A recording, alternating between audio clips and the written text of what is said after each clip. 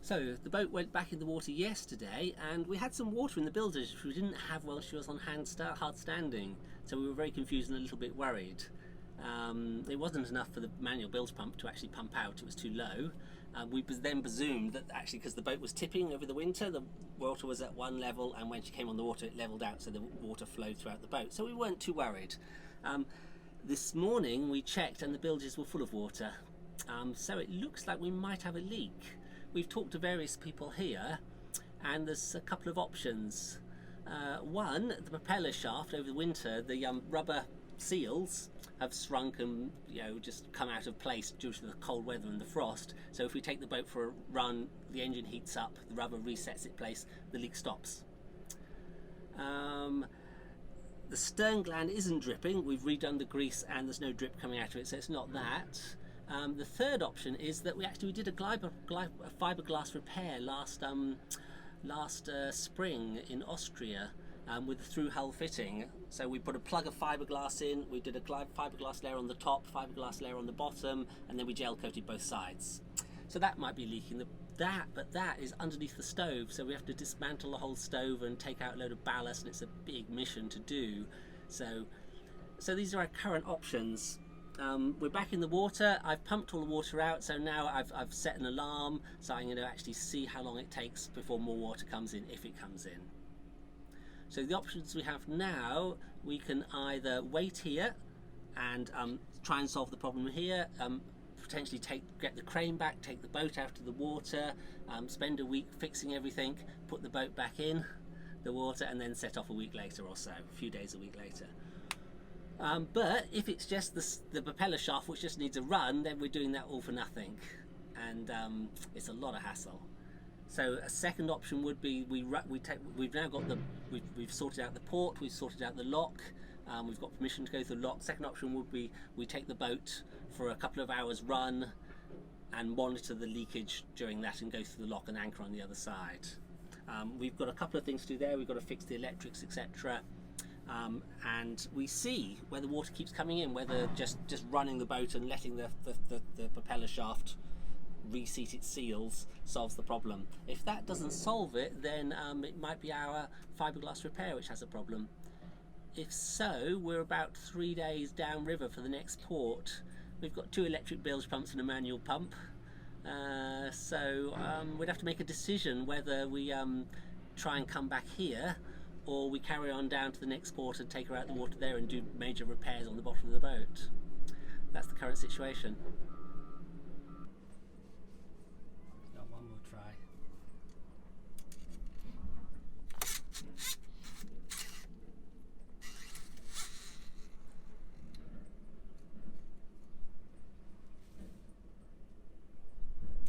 Yeah, I think it is.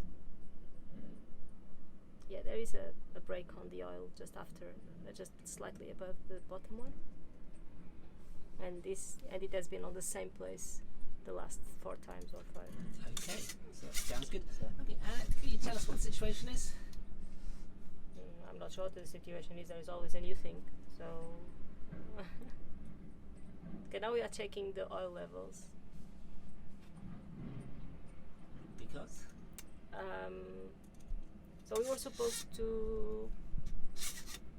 to go through the lock today in Servoda, but we've just realized this morning that we had a leak on the boat again, and we are trying to identify where this water is coming from before we go on a bigger journey and before we anchor and be in the middle of the river. So we went for a spin to check what was happening and if there was more water coming, when the engine starts to run, more or less. And then Amy's just identified this weird noise on the engine as well, a clanking noise. And so I think we are going to go for another spin just to double check again the sound on the engine.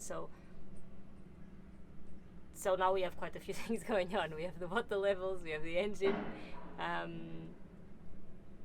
So we were not sure if we had too much oil or less or not enough oil. I think that now after a few tries, I think that we realize that we are okay in levels of oil. Water levels, did it come up at all? I think it came up a little bit, hard to tell. Okay, it may have come up a bit, so we still have that one to sort out. I don't think it did, to be honest.